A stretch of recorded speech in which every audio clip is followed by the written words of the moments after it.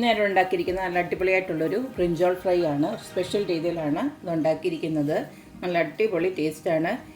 നോയമ്പിൻ്റെ സമയത്തൊക്കെ നിങ്ങൾക്ക് ഇതുപോലൊക്കെ ഒന്ന് ഫ്രൈ ചെയ്ത് കഴിഞ്ഞാൽ നല്ല വിശാലമായിട്ട് ചോറൊക്കെ കഴിക്കാം.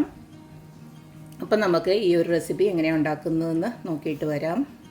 നമ്മുടെ സ്പെഷ്യൽ ബ്രിഞ്ചോൾ ഫ്രൈക്ക് വേണ്ടിയിട്ട് വലിയൊരു ബ്രിഞ്ചോൾ ഇതുപോലെ കട്ട് ചെയ്ത് ഇങ്ങനെ ഇത്തിരി തിക്കായിട്ട് തന്നെ കട്ട് ചെയ്തിട്ടുണ്ട്. ഈ ഒരു രീതിയിൽ കട്ട് ചെയ്ത് ഞാൻ വെള്ളത്തിലോട്ട് ഇട്ട് വെച്ചിരിക്കുകയാണ്. ഇനി ഇതിലേക്ക് നമുക്കൊരു മസാല തയ്യാറാക്കാനുണ്ട്. ഇതിലേക്ക് ആദ്യം തന്നെ ഒരു 1/2 ടീസ്പൂണോളം ഉപ്പ് ഞാനിന്ന് ഇട്ട് കൊടുക്കുകയാണ്. ഇനി ഇതിലേക്ക് ഞാൻ കുറച്ച് മഞ്ഞൾപ്പൊടി ഇട്ട് കൊടുക്കുകയാണ്, ഒരു 1/4 ടീസ്പൂണോളം. അടുത്തതിലേക്ക് ഇട്ട് കൊടുക്കുന്ന കോൺഫ്ലോർ ആണ്. കോൺഫ്ലോർ ഒരു 2-3 സ്പൂൺ ഇട്ട് കൊടുക്കുന്നുണ്ട്. അടുത്തതിലേക്ക് ഇട്ട് കൊടുക്കുന്നത് മീറ്റ് മസാലയാണ്. അതൊരു 2 സ്പൂണ് ഇതുപോലെ ഇട്ട് കൊടുക്കുകയാണ്. മീറ്റ് മസാല നിങ്ങൾക്ക് താല്പര്യമില്ലെങ്കിൽ സാധാ ഗരം മസാല ഇട്ട് കൊടുത്താലും മതി. ഇനി ഇതിലേക്ക് ഒരു 2 സ്പൂൺ അരിപ്പൊടിയുടെ ഇട്ട് കൊടുക്കുന്നുണ്ട്. ഇനി നമുക്ക് എരിവിന് ആവശ്യമായിട്ടുള്ള മുളക് പൊടി ഇട്ട് കൊടുക്കാം. ഞാനിപ്പോൾ 2 സ്പൂൺ ഇട്ട് കൊടുക്കുകയാണ്. അത് കാശ്മീരി ചില്ലിയാണ്. ഇതെല്ലാം കൂടെ നമുക്കൊന്ന് മിക്സ് ചെയ്യാം. ഇതിനകത്ത് വെള്ളമൊന്നും ഒഴിച്ചു കൊടുക്കണ്ട. കാരണം എന്ന് വെച്ച് കഴിഞ്ഞാൽ നമ്മൾ ഈ ഒരു ബ്രിഞ്ചോൾ വെള്ളത്തിലല്ല ഇട്ടേക്കുന്നത്. അപ്പോൾ ആ ഒരു വെള്ളത്തിൻ്റെ മയമുണ്ട്. അതുകൊണ്ട് സെപ്പറേറ്റ് ഇനിയും വെള്ളമൊന്നും ഒഴിച്ചു കൊടുക്കണ്ട. ഈ സമയം ജസ്റ്റ് ഈ ഒരു പൊടി ഒന്ന് നോക്കണം, ഉപ്പുണ്ടോ ഇല്ലയോ എന്നുള്ളത്. എന്നിട്ട് വേണമെന്ന് വെച്ച് കഴിഞ്ഞാൽ കുറച്ചും കൂടെ ഉപ്പിട്ട് കൊടുക്കാം. ഞാനൊരു 1/4 ടീസ്പൂണോടെ ഉപ്പിട്ട് കൊടുക്കുകയാണ്.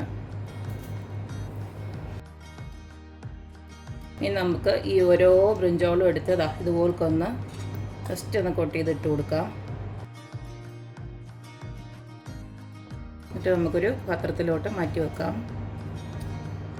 വേണമെങ്കിൽ നമുക്ക് ഇങ്ങനെ ഒന്നെടുത്ത് ഈ പൊടി ഒന്ന് ജസ്റ്റ് ഒന്ന് ഇങ്ങനെ നാക്കിയിട്ട് ഇതുപോലൊരു പാത്രത്തിലോട്ട് നമുക്കൊന്ന് മാറ്റി വെക്കാം.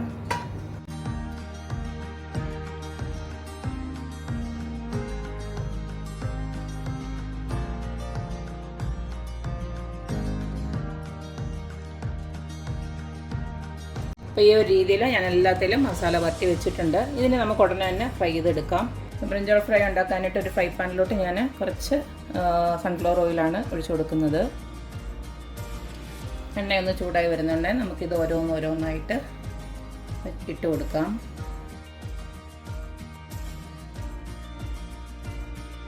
ഇതിലേക്ക് നമുക്ക് കുറച്ച് കറിവേപ്പിലയും അതുപോലെ തന്നെ 2-3 പച്ചമുളക് കൂടെ ഇതുപോലെ ഒന്ന് ഇട്ട് കൊടുക്കാം. ഞാൻ പച്ചമുളക് ജസ്റ്റ് ഒന്ന് നടുക്കൊന്ന് കീറി വെച്ചിട്ടുണ്ട്, അല്ലെങ്കിൽ ഇത് ചിലപ്പം പൊട്ടിത്തെറിക്കും.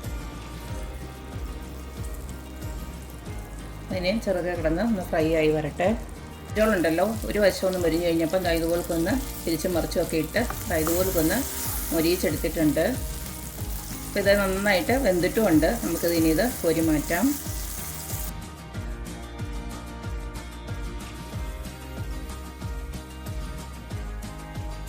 ബാക്കിയുള്ളതും ഇതുപോലത്തെ നമുക്കൊന്ന് ഫ്രൈ ചെയ്തെടുക്കാം.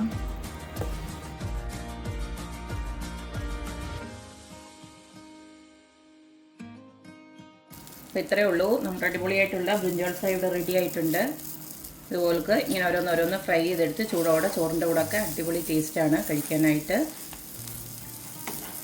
പിന്നെ നിങ്ങൾക്ക് ഞാൻ ഈ പറഞ്ഞ പോലെ തന്നെ മീറ്റ് മസാല ഇഷ്ടമല്ലെങ്കിൽ നിങ്ങൾക്ക് സാധാ ഗരം മസാല ഇട്ടാലും മതി. ഇപ്പം നോയമ്പൊക്കെ നോക്കുന്നവർക്കാകുമ്പോൾ മീറ്റ് മസാല ഇടുന്നതിന് പകരം ഗരം മസാല ഇട്ടിട്ടാണെങ്കിലും ഇതുപോലെ തന്നെ ഫ്രൈ ചെയ്തെടുക്കാം. ചോറിൻ്റെ കൂടെയും ചപ്പാത്തിയുടെ കൂടെ ഒക്കെ നല്ലൊരു കോമ്പിനേഷനാണ്. അപ്പോൾ എല്ലാവരും ഇതുപോലൊക്കെ ഒന്ന് ഉണ്ടാക്കി നോക്കുക, അഭിപ്രായങ്ങൾ അറിയിക്കുക. അപ്പോൾ എപ്പോഴും പറയുന്ന പോലെ തന്നെ എൻ്റെ റെസിപ്പീസ് ഇഷ്ടമുള്ള എല്ലാവരും please like, share and subscribe. അപ്പോൾ ഇനിയൊരു അടിപൊളി വീഡിയോ ആയിട്ട് വരുന്നവരേക്കും ബൈ.